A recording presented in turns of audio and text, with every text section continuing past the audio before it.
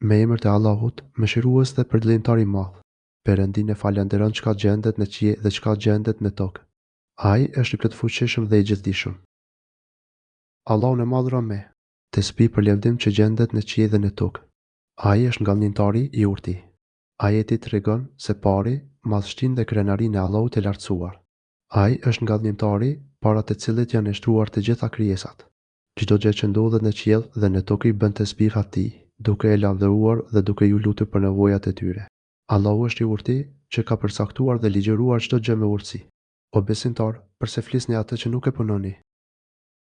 O ju që keni besuar, përse e thoni atë që vetë nuk e bëni? Për Allahun është shumë e urryer që ta thoni atë gjë që vetë nuk e bëni. Pse u flisni të tjerëve për të mirën, madje ndoshta lëvdoheni me të, ndërkohë që vetë ju nuk e veproni atë? Pse ndaloni nga të keqijat dhe ndoshta lëvdoheni para njerëzve për pastërtinë e shpirtit tuaj, ndërkohë që ju vetë jeni të përlyer me to? Ai shkon për shtat besimtarit kjo sjellje e shëmtuar. Nuk ka gjë më të urryer për Allahun se sa robi të thotë atë që vetë nuk e vepron. Atëherë është detyrë për urdhëruesin për të mirat që të jetë i pari që nxiton për të vepruar ato. Po kështu, edhe ndaluesi nga të keqia duhet të jetë vetë njeriu që qëndron me larg këtyre. Toti i lartësuari në surën Bekare si urdhëroni njerëzit për të mira dhe e harroni vetveten kur ju e lexoni librin. Pikë çuditse sa nuk po mendoni. Pikë çuditse Bekare 44. Shuajbi a.s. I tha popullit e vet, o populli im, shihni nëse unë kam provat e sigurta nga Zoti im dhe ai, nga ana e tij, me furnizon mua me begati e të mira. Unë nuk dua që duke ju kundërshtuar ju, të bëj vetë atë që juve duat ju ndalaj. Unë dëshiroj vetëm që të përmirësoj me sa kam fuqi, për suksesin e misionin tim vjen vetëm me ndihmën e Allahut. Vetëm atij i mbështetem dhe vetëm atij i drejtohem. Hutet 18. Është nevoja e madhe te Perëndia të thoni atë që nuk e punoni. U tefsiru sure es, Saf, ajet 2. Me të vërtetë, Perëndia i don ata që luftojnë në rrugën e tij, të radhitur si një godinë e lidhur fort. Allahu i do ata që luftojnë në rrugën e tij të renditur, si një ndërtesë e fortifikuar. Ky ajet është, së pari, një nxitje që Allahu i lartësuar i bën besimtarëve për të luftuar në rrugën e tij. Ai mëson, gjithashtu, se si të qëndrojnë gjatë luftimeve. Besimtarët duhet të formojnë rreshta të drejtë të ngjeshur, duke mos lënë asnjë hapësirë mes tyre. Në këtë mënyrë, pesha e luftës të shpërndahet në mënyrë të barabartë mes luftëtarëve dhe në mënyrë që ata të ndihmojnë dhe mbështesin njëri tjetrin. Nga ana tjetër, ata i fusin frikën në zemër armikut dhe japin forcë njëri tjetrit. Edhe profeti a.s. kur afrohej lufta, i rregullonte sahabët në formacione të rregullta e të mirë shpërndara, në mënyrë që askush të mos i alinte peshën e tjetrit, por secili formacion të kryente misionin e vet dhe të mbante frontin ku ishte vendosur. Me rregull, disiplinë dhe përkushtim arrihet suksesi. Kur Musa i tha popullit e vet, o populli im, përse po më mundoni, kur mirë dini se unë jam profeti i Perëndisë te ju. Pasi ata u shmangen, Perëndia u shmangu zemrat e tyre, e Perëndia nuk e shpje në rrugë të drejtë atë popull që është hytur në mëkate. Kujto kur Musa i tha popullit e vet, Musa as. Duke qortuar popullin e tij për veprat e urita dhe për mundimin që i shkaktonin, edhe pse e dinin se ai ishte i dërguar i Allahut, tha, o populli im, pse më mundoni, kur e dini me siguri se, me të vërtetë, unë jam i dërguar i Allahut për ju. Përse më mundoni me fjalët dhe veprat tuaja, kur ju e dini mirë se unë jam i dërguar i Allahut për ju. Është detyrim që i dërguari të nderohet, të respektohet e të bindesh urdhrave të tij. Mirësia që profeti i sjell umetit qëndron mbi të gjitha mirësitë pas mirësisë së Allahut. Të mundosh të zgjedhurit e Allahut është kulmi i poshtërsisë, ignorancës dhe devijimit nga rruga e drejtë. Bijtë e Israelit e dinin shumë mirë se Musa as. Ishte profeti i Zotit, por e shpërfillnin atë me vetdije, prandaj madhëruari tha, por kur ata devijuan, edhe Allahu ua devijoi zemrat. Kur ata u shmangën nga e vërteta dhe e braktisën atë me vetdije të plot, Allahu i madhëruar u shmangu zemrat e tyre nga kjo e vërtetë, si ndëshkim për shpërfilljen e tyre. Allahu i madhëruar nuk u dha sukses për të pasuar rrugën e drejtë, sepse ata nuk e meritonin atë. Ata meritonin vetëm humbjen. Allahu nuk e udhëzon në rrugë të drejtë një popull që kalon kufit. Shkelja e kufive të Zotit ishte karakteristike e tyre. Ata as që nuk e dëshironin udhëzimin. Humbja që Allahu i madhëruar u shkakton të prishurve, nuk është as pak një padrejti nga ai. Ata nuk mund të kapën kurse sipas këtij fakti. Kjo humbje vjen, së pari, nga ata vetë. Janë ata që ja mbyllin vetes e tyre portën e udhëzimit, pasi ajo është tërësisht e hapur para tyre. Pas shpërfilljes së të vërtetës nga ana e tyre, Allahu i drejtë dhe i gjithditur për qëllimet dhe dëshirat e robërve, i shpërblen duke i larguar nga e vërteta dhe duke i lënë në humbjen e tyre. Ata nuk kanë me mundësi pas kësaj që të ndryshojnë zemrat e tyre. Kjo vjen si formë ndishkimi nga i drejti dhe i urti, që çdo gjë e vendos në vendin që i takon. Sikurse thotë i madhruari në surën e 9, ajetin 110, ne do t'u largojmë zemrat dhe shikimet atyre, ashtu sikurse nuk e besuan atë shpalljen e Zotit për herë të parë, dhe do t'i lëmë të bredhen të hutuar në shfrynimin e tyre. E kur Isai, i biri i Meriemës, ka thënë: O bijtë e Izraelit, unë jam profeti i Perëndisë te ju, për t'ju vërtetuar Teuratin e shpallur para meje dhe për t'ju sjell lajmin e gëzueshëm për profetin, emrin e të cilit është Ahmet, që do të vijë pas meje, dhe kur ai u solli atyre argumentet e qarta, ata thanë: Kjo është magje e qartë. Allahu i madhruar na tregon për arrogancën dhe refuzimin e bijve të Izraelit ndaj ftesës së Isait a.s. Kujto dhe kur Isai, biri i Meriemës, tha: O bijtë e Izraelit, unë jam i dërguar i Allahut për ju. Allahu i madhruar më dërgoi tek ju që t'ju udhëroj për të mira dhe t'ju ndaloj nga veprat e këqija. Allahu më pajisi me mrekullitë shumëta që dëshmojnë vërtetësinë time si profet i tij. Ndër faktet që dëshmojnë për vërtetësinë time është edhe që unë jam vërtetuesi i Teuratit, që ishte para meje, unë kam ardhur me të njëjtat ligje si profetët e tjerë të Zotit dhe si miratues e përforcues i ligjeve të Musat. Nëse do të isha thjesht një gënjeshtar, atëherë fjalët e mia do të binin ndesh me mesimet e të gjithë profetëve të tjerë. Unë e miratoj shpalljen para meje, pra, Teuratin, dhe unë vërtetoj çfarë është thënë e Teurat për mua. Gjithashtu, unë u dërgova që të jap edhe një sillari tjetër të madh. Jam lajmëtar për një profet që do të vijë pas meje, emri i të cilit është Ahmet. Ky profet, për të cilin dha sillariçin Isai as. Ishte Muhamedi ibn Abdil, Labi ibn Abdul Mutalib, profeti Hashimi, asardhës i Ismailit, birit të Ibrahimit. Ai do të ishte vura e të gjithë të dërguarve të Zotit. Kështu Isai as. Ashtu si të gjithë profetët e vërtet, pohoi vërtetësinë e profetëve dhe shpallje rinore paraardhëse dhe lajmëroi për ardhjen e profetit pas ardhës. Ndryshe veprojnë profetët e rrem, të cilët i kundërshtojnë të gjithë profetët e tjerë. Sharlatanët ndryshojnë tërësisht nga profetët e vërtet, qoftë në cilësitë dhe moralin e tyre, qoftë në udhëresat, ndalesat dhe ligjet që u caktojnë njerëzve. Por, kur ai u erdhi atyre me argumentet e qarta, ata thanë: Kjo është magji e hapur. Kur atyre u erdhi Muhamedi as. Profeti paralajmëruar nga Isai, ata e mohuan, ndonse ai u paraqiti shumë mrekulli që nuk linin asnjë dyshim. Ardha e profetit Muhammed as. U paralajmërua jo vetëm nga Isai as, por edhe nga profetët e tjerë para tij, në mënyrë që askush të mos dyshonte se ai ishte profeti i vërtetë i Zotit. Duke refuzuar me inat e vërtetën dhe duke e konsideruar padrejtësisht dhe me vetdije të plot shpalljen e Zotit si gënjeshtër, ata e përshkruan atë si magji e hapur. Ky është një nga qëndrimet më të habitshme dhe më të padrejta, ta quash magji shpalljen e Zotit, e cila është e qartë si drita e diellit dhe të cilën e solli profeti. A ka vetë mashtrim më të madh dhe më të pashprehë se ky justifikim për të refuzuar vurën e të gjithë vargut të profetëve të Zotit? Pikëçuditse kjo, padyshim, është shpifja më e madhe dhe më e ndeshkueshme, prandaj i lartësuari thot: kush është më zullumçar se ai që shpif gënjeshtra kundër Zotit, duke u thirrur në fe të vërtetë? E Perëndia nuk e shpjen në rrugë të drejtë popullin zullumçar që bën padrejtësi.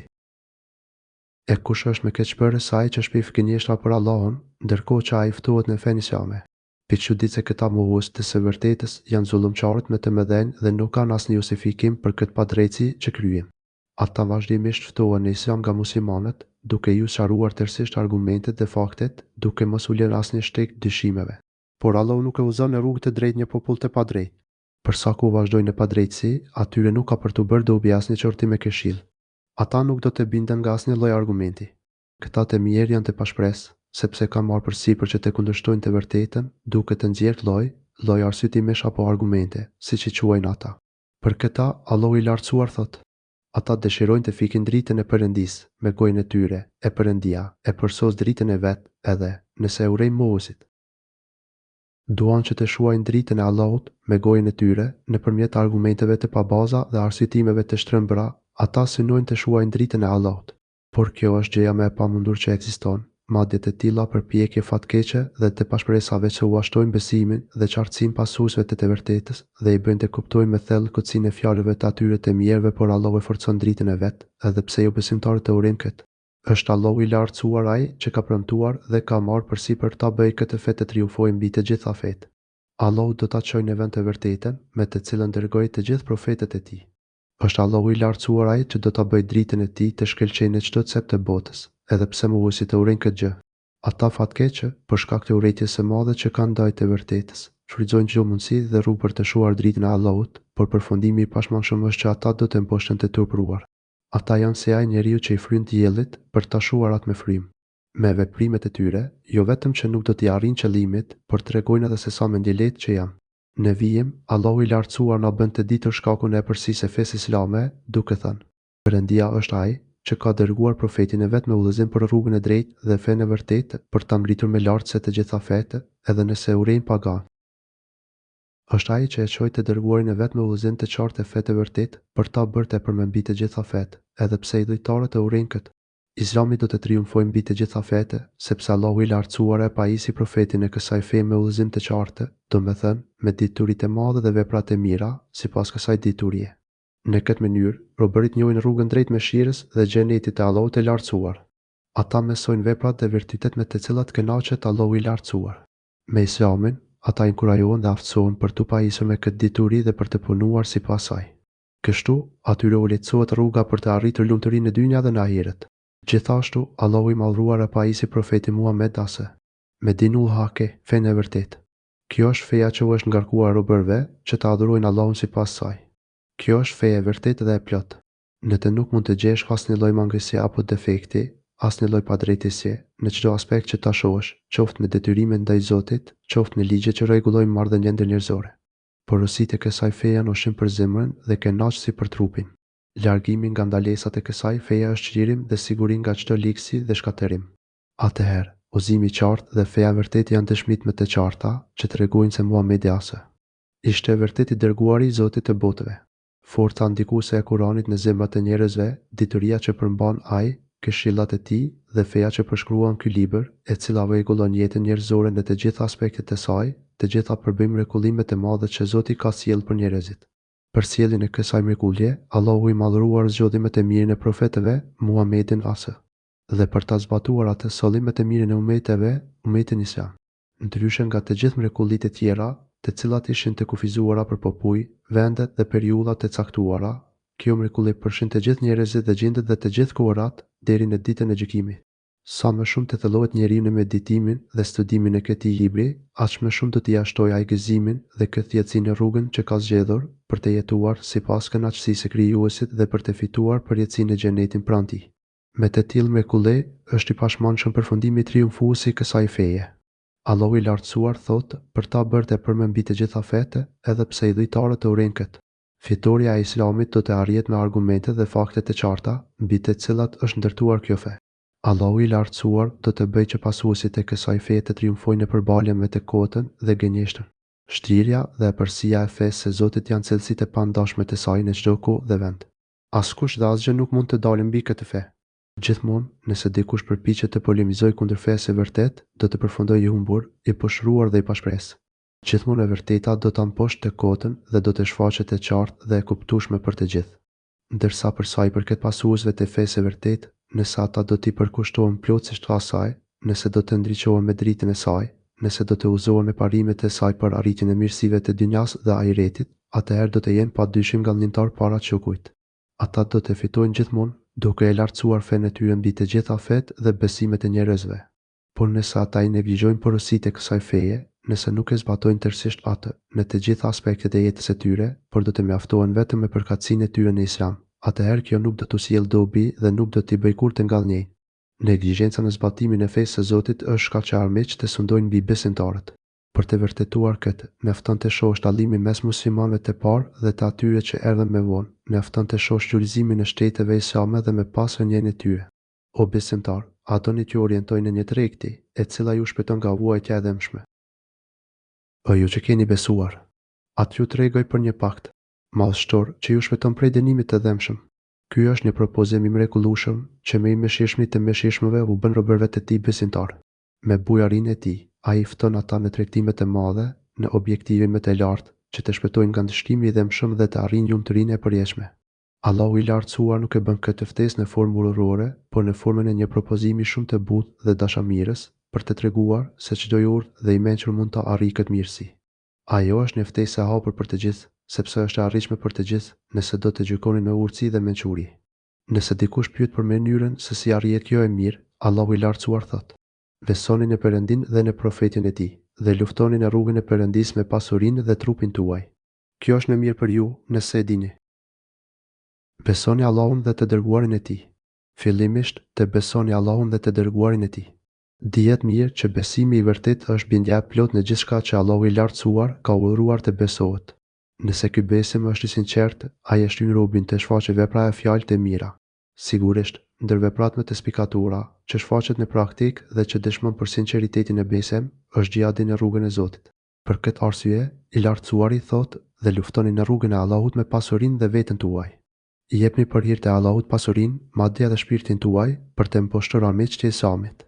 Kjo bëhet duke patur një qëllim të vetëm, lartësimin e fjalës së Allahut dhe triumfin e fesë së tij, që i fton njerëzit në adhurimin e Allahut si një vetëm dhe i pashoq. Luftoni me shpirtin dhe pasurinë tuaja për hir të këtij qëllimi të madh, sepse një vepër e tillë, edhe pse është e vështirë, të jeni të sigurt se kjo është shumë herë më e dobishme për ju, sikur ta dinit. Kjo vepër sjell lumturinë dhe begatinë në dynja dhe në ahiret. Për sa i përket lumturisë së dynjas, është shumë e qartë se nëpërmjet xhihadit arrihet fitoria kundër armiqve të Allahut, realizohen qëllimet e larta të fesë së Allahut, arrihet tepërsia e të mirës kundër së keqes, ndërsa besimtarët fitojnë pasuri, siguri dhe qetësi në zemra. Ndërsa në ahiret, premtimi i pakthyeshëm për këta të zgjedhur është shpërblimi i madh dhe i pashëmbut i Allahut të lartësuar dhe shpëtimi nga ndëshkimi i tij. I lartësuari e thekson shpërblimin e tyre në ahiret, duke thënë: Ai do t'ju falë gabimet tuaja dhe do t'ju shpjegë në kopshte, nëpër të cilat të rrjedhin lumenjt dhe në pallate të mrekullueshme në xhenetin e Adnit, e ky është sukses i madh. Ai ju fal gjinohet tuaja. Kjo falje përfshin të gjitha gjinohet, të mëdhat dhe të voglat. Kështu, besimi i plot dhe i vërtet tek Allahu dhe xhihadi në rrugën e tij falin të gjitha gjinohet, edhe ato të mëdha ju fut në kopshte, nëpër të cilat të rrjedhin lumenj. Poshtë ndërtesave dhe kështjellave, poshtë tendave dhe dhomave të tyre të zbukuruara, mes pemëve të xhenetit, rrjedhin lumej, të cilët Allahu i lartësuar i përshkruan si lumej me ujë të kristal, lumej që ushtim me shije të paprishur, lumej vere të këndshme për ata që pinë dhe lumej mjalti të kulluar. Muhammed 15 pikë dhe në pallate të bukura në xhenetet e amshuar. Ky është fitimi i madh. Në xhenet ka çdo mirësi dhe begati që të gëzon shpirtin dhe të kënaq syrin. Banorët e tij lumturohen duke kundruar ndërtesat e larta të stolisuara në mënyrë të mrekullueshme. Madje, banorët e lijin, që ndodhet në gradë më të lartë të xhenetit, shihen nga banorët e tjerë të xhenetit, ashtu sikur se shohim sot yjet vezullues në qiellin e dynjas.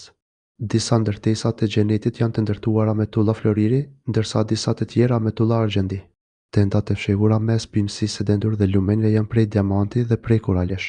Disa vende pushimesh janë prej gjavajresh me ngjyra të larmishme e të kristalta, aqsa që nga jashtë duket çfarë ka brenda dhe nga brenda mund të shikosh çfarë ka jashtë. Në xhenet ka aroma të freskëta dhe të mrekullueshme, ka kënaqësi të lloj-llojshme që edhe me oratori nuk di ti përshkruaj. Asnjë prej krijesave të kësaj bote nuk mund ta di realisht se si janë ato të mira. Sikur Allahu të mos i krijoi banorët e xhenetit të pavdekshëm dhe sikur të mos i bëjnë një krijim të ri që nuk pranon shkatërimin dhe vdekjen, ata do të vdisnin nga lumturia e madhe me të cilën do të përballen. I ladëruar, i madhruar dhe i lartësuar larg çdo tëmete është Allahu, të cilën askush nga krijesat e tij nuk mund ta lavdërojë e falenderojë ashtu siç i takon. Allahu është ashtu sikurse e ka lavdëruar veten e vet. Ai është shumë i lavdëruar, i madhruar e i lavdishëm se sa mund ta lavdërojnë robërit e tij. I lavdëruar dhe i mbushur plot mirësi është Allahu i gjithëmshirshëm. I bukur është ai dhe të bukur janë emrat, cilësitë dhe veprat e tij. Allahu e krijoi vendin e paqes dhe të mirësisë së përjetshme dhe vendosi brenda tij mrekulli që çudisin mendjet e krijesave dhe mbushin me madh shpirtin e tyre. I lartësuar qoftë Allahu, të cilit i takon urtësia e plot. Nëse Allahu i madhruar do t'i bënte robërit që ta shihin xhenetin kur ai e krijoi atë, atëherë, pasi të kishin parë mirësitë dhe mrekullitë e tij, askush nuk do të gjente me qetësi dhe kënaqësi me jetën e kësaj bote, por do të pushtohej tërësisht nga malli i papërballueshëm për xhenetin e Allahut të lartësuar. Të gjithë nuk do të rreshnin se punuari vetëm për arritjen e atyre mirësive. E si mund të hutoheshin e mashtroheshin të këta të përmalluar nga jeta e kësaj dynjaje të shkurtër, mirësitë të cilës janë të përziera me dhimbje e frikë. Pikë çuditse xheneti është quajtur Adn, i përreshëm, për të treguar vazhdimsinë dhe përjetësinë e tij, për të treguar që banorët e tij nuk kanë për t'u larguar kur prej tij dhe kur nuk kanë për ta ndëruar këtë shpërblim të madh. Ky sukses nuk mund të krahasohet dhe shkëmbehet me asnjë fitore tjetër. Ky ishte shpërblimi i pashëmbulltë i ahiretit për këtë tregti. Ndërsa për sa i përket shpërblimit në jetën e dynjas, Allahu i lartësuar thotë: "E tjetrën ndonjë që e doni ju, ndihma e Perëndisë dhe fitoria e afërt. Andaj, si arritjoi besimtarët. Edhe të tjera që ju i dëshironi, si përveç shpërblimit të madh në ahiret, ju do t'ju jepet edhe një shpërblim i shpejtë në dynja, të cilën ju e dëshironi shumë ndihmë prej Allahut dhe fitoret e afërt.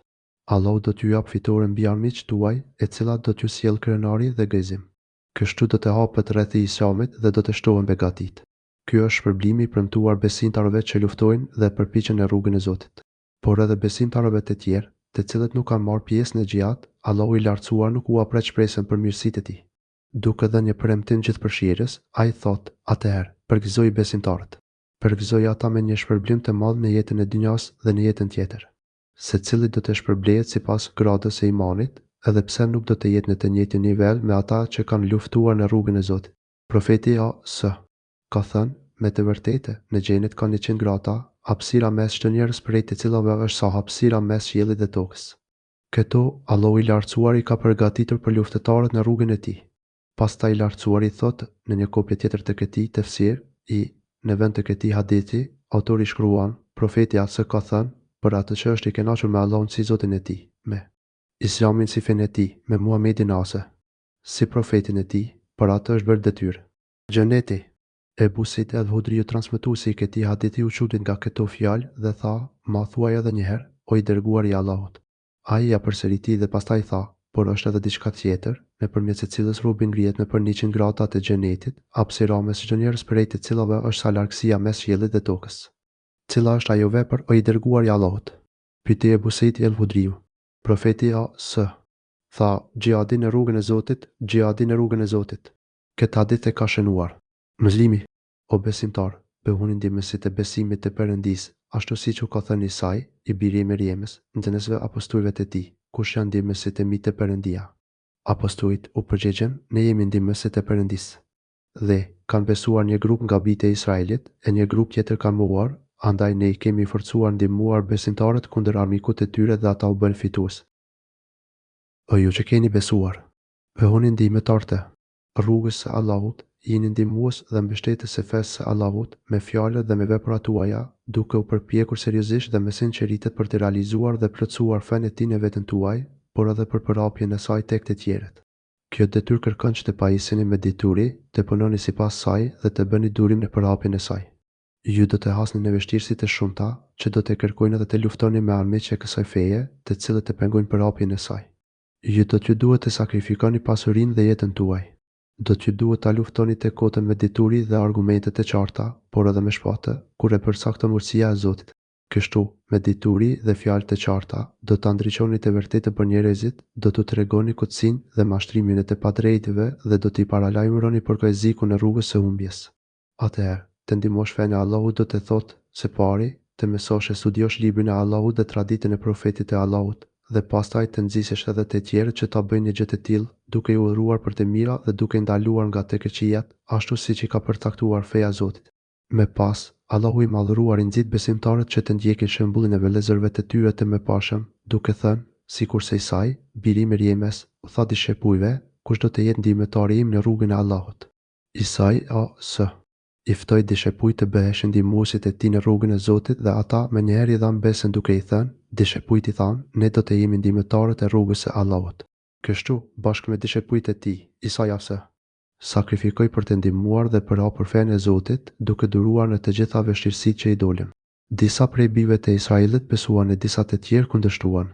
Ata që besuan, ne i përkrahun kundër armiqve të tyre dhe ata fituan. Si rezultat i përpjekjeve dhe thirrjes së Isait dhe dishepujve të tij, besuan disa prej bijve të Israelit, por pjesa tjetër refuzuan të përgjigjeshin ftesës së tij. Atëherë, besimtarët e sinqertë luftuan kundër mohuesve dhe Zoti u dha fitoren. Kështu, edhe ju, o populli i Muhamedit, bëhuni ndihmues të fesë së Allahut dhe ftues të njerëzve në rrugën e drejtë, që Allahu i madhëruar t'ju ndihmojë dhe forcojë këmbët tuaja, ashtu sikurse veproi me besimtarët e sinqertë para jush. Kjo është rruga e fitores mbi armikun tuaj. Këtu mbyllet tefsiri i surës Saf dhe për këtë falënderimi i takon vetëm Allahut të madhëruar.